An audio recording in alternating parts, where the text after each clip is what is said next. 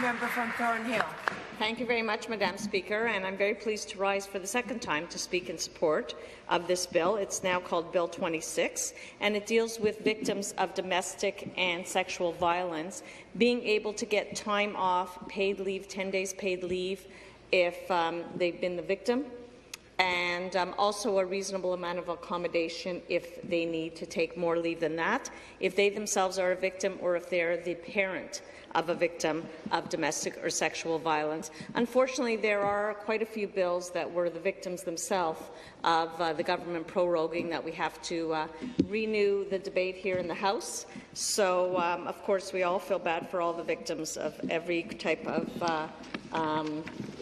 domestic, and this is a House, so I would say that's somehow domestic a little bit. On a very serious note, I want to say that I got a letter emailed to my office from Carol. I'm not going to say her last name, and she basically says, "Dear Mrs. Martow, I've never written anything like this before, so I'm afraid I don't know how to begin or how to convince you." Well, Carol, just by writing me, you've convinced me, and she's begging me to support this bill.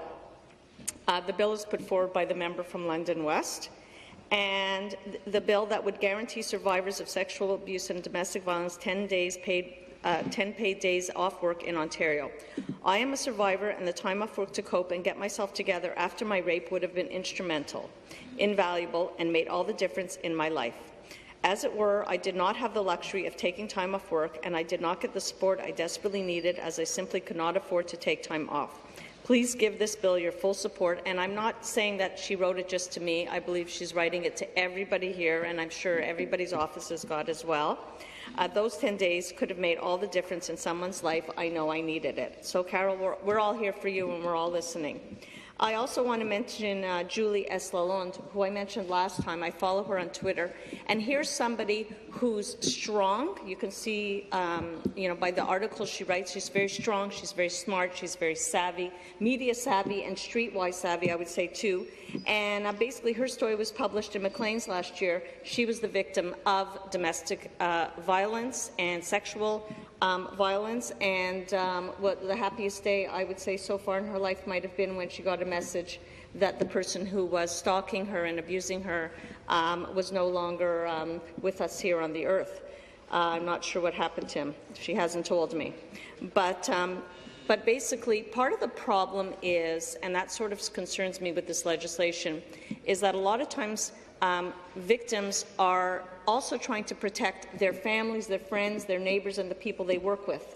So they don't always confide, even though maybe they should, and maybe they would get some support or some help or some protection, but they don't confide because they're actually re-victimizing themselves by not sharing their horror story and their problems.